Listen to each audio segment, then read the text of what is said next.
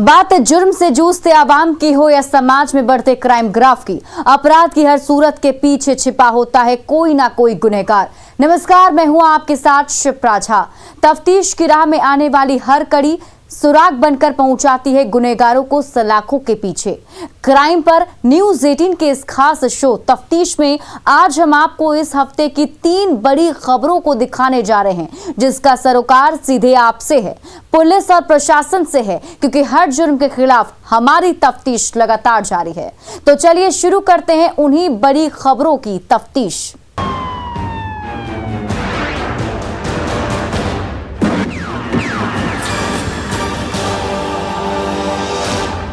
वैशाली जिले के जावज गांव में सड़क किनारे बगीचे से एक बोरा मिला, जिसे खोलने के बाद पूरे इलाके में सनसनी फैल गई और पुलिस तफ्तीश में जुट गई। देखिए रिपोर्ट। बोरे को देखते ही मची अफरा तफरी। लोगों ने तुरंत पुलिस को दी खबर। पुलिस के पहुंचते ही फैली सनसनी।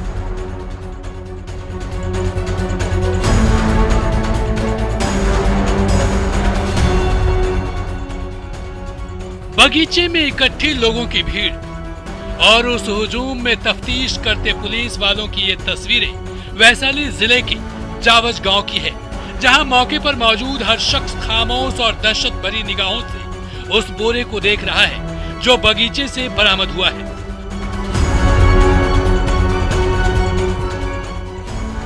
आप सोच रहे होंगे कि आखिर उस बोरे में क्या था, जिसे देखते ही इलाके में सनसनी फैल गई और पुलिस के पहुंचते ही तफ्तीश शुरू हो गई। हम आपको बताते हैं कि उस बोरे में क्या था। देखिए, इस बोरे में 1 2 नहीं, कुल 9 बम रखे हुए थे, जिसे देखते ही लोग खौफजदा हो गए। बिना देर के पुलिस को खबर की सूचना मिलते ही पुलिस फौरन मौका वारदात पर पहुंच गई। पुलिस के पहुंचते ही लोगों ने बगीचे में रखे उस बोरे की ओर इशारा किया। पुलिस वालों ने डरते डरते बोरे का मुंह खोला। उसके बाद जो उसमें दिखा, उसे देखकर पुलिस वालों के भी होश उड़ गए। पुलिस ने तुरंत लोगों को दूर जाने को कहा, क्योंकि उसमें छिपा था बम। हल्ला किए, बम है, तो थाना को खबर किए और थाना आकर के इंक्वायरी किए। इंक्वायरी करके 9 बम बरामद हुआ। 9 बम। यहाँ कोई मंत्री के भी घर है? उपेंद्र कुशवाहा का मंत्री। कितना दूर पर घर होगा? यहाँ से 1 किलोमीटर। सुना आपने, यहाँ चंद कदमों की दूरी पर उपेंद्र कुशवाहा का पैतृक आवास है। बोरे में बम को किस मकसद से रखा गया था, ये पुलिस के लिए भी अभी पहेली है, जिसके गुत्थे सुलझाने में पुलिस वालों के पसीने छूट रहे हैं। इस बात का खुलासा तब हुआ जब एक युवक लकड़ी चुनने के लिए सड़क से सटे गनौर सिंह के बगीचे में गया। इस दौरान उसे पत्तों के नीचे बोरे में छिपा कुछ सामान दिखा। जब उसने उस बंद बोरे को खोला तो डर के मारे चिल्लाने लगा। उसके बाद मौके पर आसपास के लोग भी इकट्ठा हो गए। पुलिस को फौरन सूचना दी गई। आनंद फानन में महनार थाना पुलिस मौके पर पहुंची और लावारिस हालत में रखे बम के बोरे को बेहद सावधानी से खोला। उससे बरामद सभी 9 बमों को पानी भरे गैलन में डालकर डिफ्यूज किया गया और फिर उसे लेकर थाने चली गई। पता चला वो जलावन लाने के लिए गया ना, मुर्गा बनाने के लिए। वो देखा जिस तरह से हटाते हैं पत्ता सुखल लेंगे ऊपर से, तो देखा जो बोरा में रखा हुआ है। तो बोरा में रखा हुआ है तो देखा उसको ये है क्या चीज़ इसमें। तो देखा तो उसमें सुतरी से लपटा हुआ था। हम लोग दुकानदार है, चाय दुकानदार, तो बुलाया। बुलाने के बाद देखे तो कहे जो बम है, हट जाए। थाना प्रभारी के यहाँ की जनता लोग सूचना दिए कि यहाँ पर ही अति महिंदवारा पंचायत में बगीचा में बम बिगा हुआ है झोला में करके। उस सूचना पर थाना प्रभारी हमको भेजे कि जाकर के देखिए क्या मैटर है। तो उसमें आए और देखे तो 9 बम एक ठो बोरिया में करके रखा हुआ था। और जो कि महिंदवारा पंचायत में वो बगीचा है, कोई गणेश सिंह नाम के, गणेश सिंह गनौर सिंह के बगीचा है, उसी बगीचा में बम रखा है।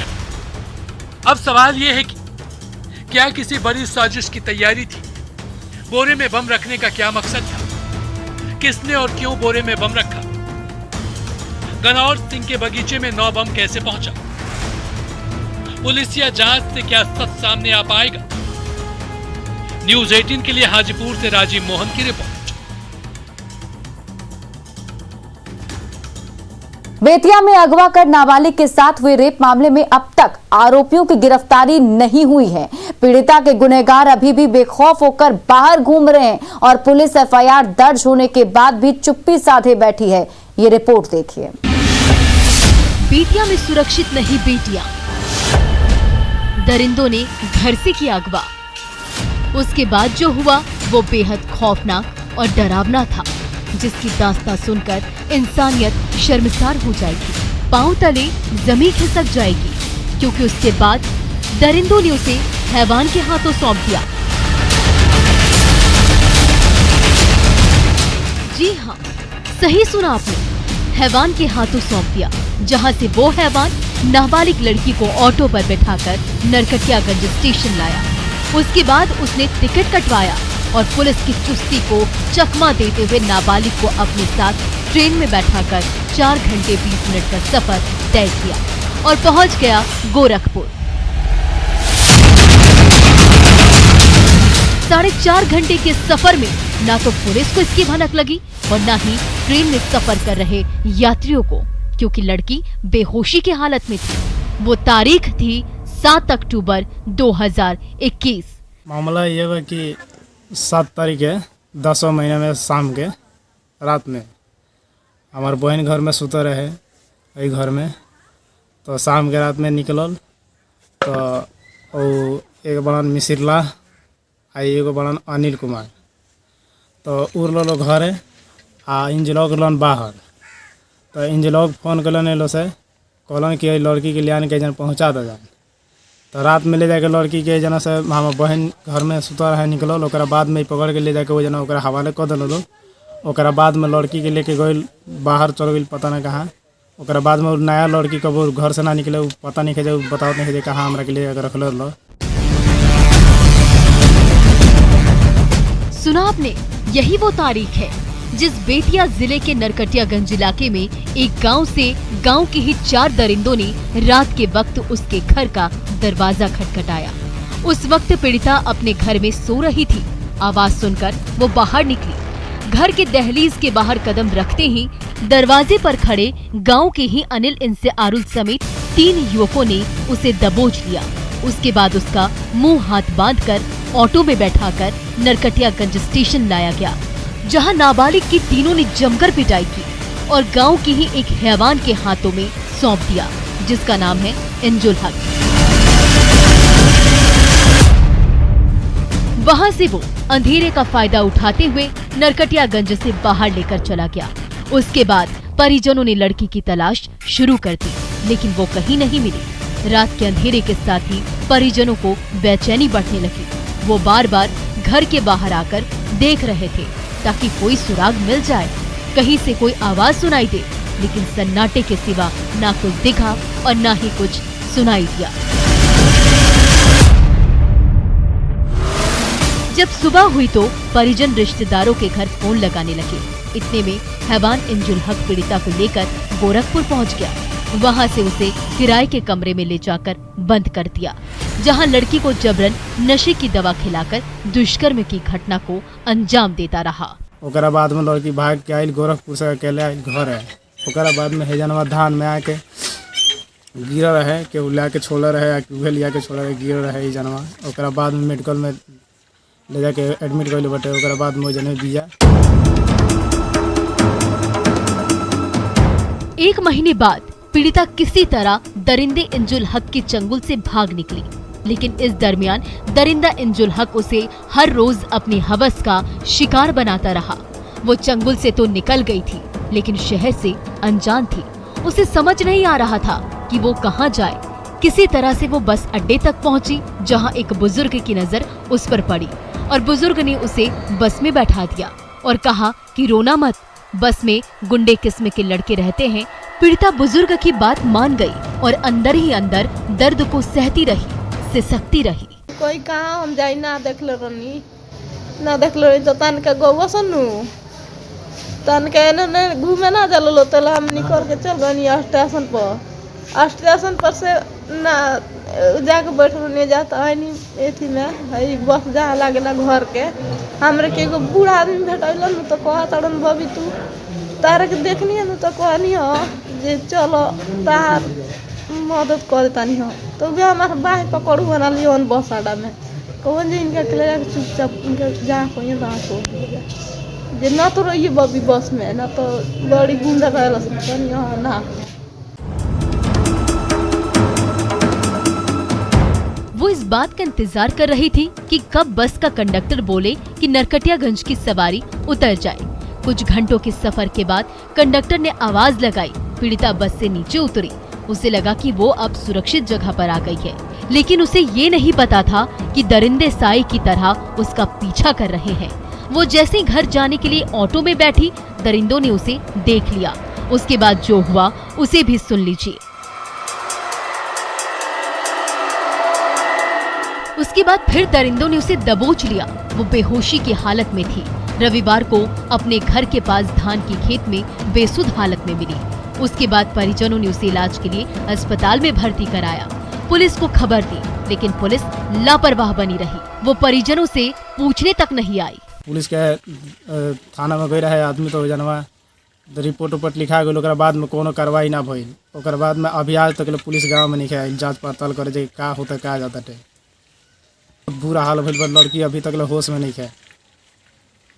गौनहा थाना में। जिले के एसपी आप भी सुन लीजिए, गौनहा थाने की पुलिस महिला सुरक्षा को लेकर कितनी सजग और संजीदा है। शिकायत के बाद भी आपकी पुलिस अब तक गांव में झांकने तक नहीं आई। शिकायत कागजों तक सिमट कर रह गया। पीड़िता अभी भी बेहोशी की हालत में है।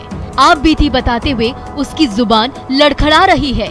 वो बेइंतहा दर्द से गुजर रही है और गौनहा थाने की पुलिस लापरवाह बनी हुई है। दरिंदे बेखौफ घूम रहे हैं। ऐसे में बेतिया में बेटियां कैसे सुरक्षित रहेंगी? सवाल है कि पुलिस क्यों लापरवाह बनी है? पुलिस ने एक्शन क्यों नहीं लिया? पुलिस क्यों चुप्पी साधे बैठी है? नामजद आरोपियों की गिरफ्तारी कब होगी? आरोपी कब तक बेखौफ घूमते रहेंगे? ऐसे में महिलाएं कैसे सुरक्षित रहेंगी? क्या विभाग पुलिस की भूमिका की जांच करेगा? ये वो तमाम सवाल है जिसके जवाब गौनहा थाने के थानाध्यक्ष राजीव नंदन सिन्हा को और जिले के एसपी को देना पड़ेगा, क्योंकि मामला बेटियों की सुरक्षा से जुड़ा है। मामला दरिंदगी से जुड़ा है। मामला समाज में रह रहे हैवानों से जुड़ा है। न्यूज़ 18 के लिए बेतिया से प्रफुल्ल की रिपोर्ट। बाढ़ के मोकामा घाट के वार्ड नंबर 27 में 16 अक्टूबर को बंद बक्से में मिले महिला की लाश मामले में पुलिस के हाथ अभी भी खाली हैं। 5 दिन बाद भी आरोपी पति सन्नी पासवान और उसकी साली की गिरफ्तारी नहीं हुई। देखिए ये रिपोर्ट।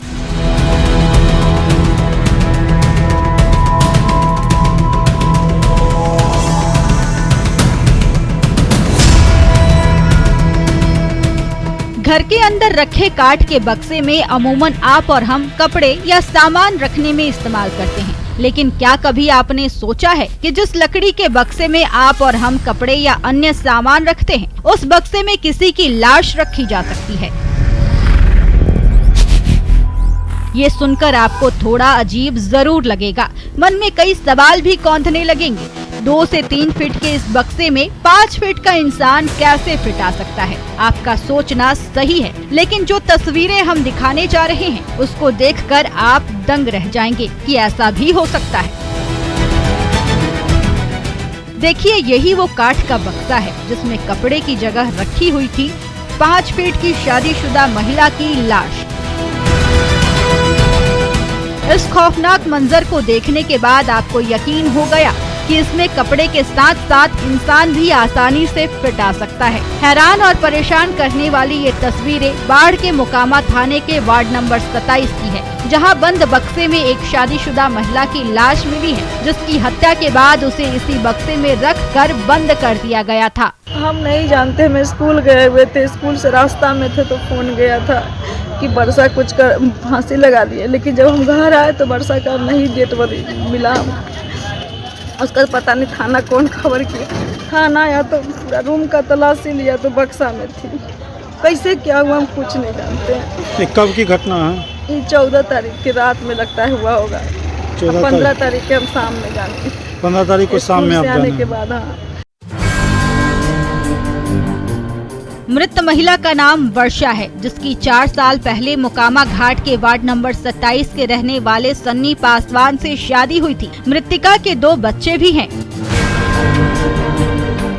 इस हृदय विदारक वारदात की भनक तब लगी जब आरोपी पति और मृतका की बहन लाश को ठिकाने लगाने की तैयारी कर रहे थे। इसी दौरान किसी पड़ोसी ने देख लिया। जब पड़ोसियों पर आरोपियों की नजर पड़ी तो दोनों वहां से वर्षा की लाश को बक्से में रखकर फरार हो गए। जिसके बाद पड़ोसियों ने मृतका के परिजनों को खबर दी। खबर मिलते ही वर्षा के भाई ने पुलिस को सूचना दी, जिसके बाद पुलिस वर्षा के भाई के साथ उसके ससुराल रात के करीब 10 बजे पहुंची। जब घर का दरवाजा खोलकर अंदर दाखिल हुई तो पुलिस को कुछ नहीं दिखा। उसके बाद पुलिस ने बारीकी से घर का कोना कोना छाना। जब घर के भीतर रखे लकड़ी के बक्से को खोला तो पुलिस और परिजनों के होश उड़ गए। उस बक्से में वर्षा की लाश थी। उसके बाद पुलिस ने शव को बक्से से बाहर निकाला। देखिए महिला की लाश कैसे सिकुड़कर बक्से की आकार की हो गई है। बाहर में हल्ला हुआ, मुखिया जी आए थे कि वहाँ से पता चला मतलब इनके ससुराल से लड़की का कि मतलब फांसी लगा ली है। वहाँ से पता चला तब हम लोग खबर किए थाना में। ऐसा सब बात है। तो यहाँ आए तो दृश्य क्या था? वही था, पेटी में थी, उसमें वो जो है ना बक्सा, ये पेटी में बंद थी। हाँ।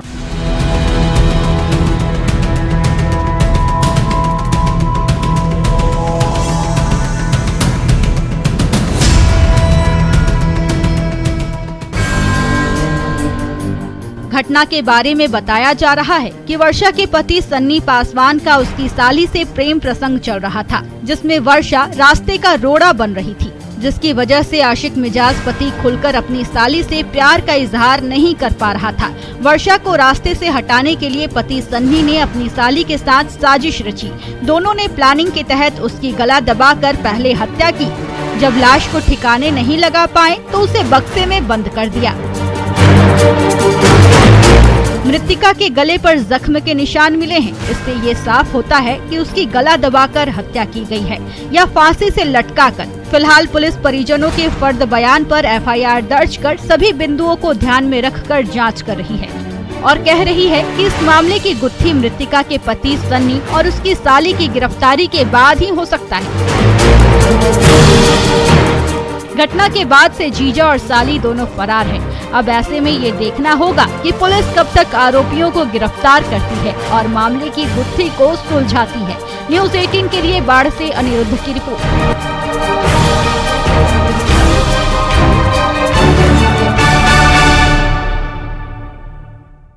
तो अपराधी चाहे लाख शातिर हो, तफ्तीश की दिशा अगर सही है तो बच नहीं सकता कोई भी गुनहगार सलाखों के पीछे जाने से। तो पुलिस चाहे सोई हो, मुजरिम चाहे कोई हो, आप बने रहें हमारे साथ, क्योंकि हर जुर्म के खिलाफ हमारी तफ्तीश लगातार जारी है।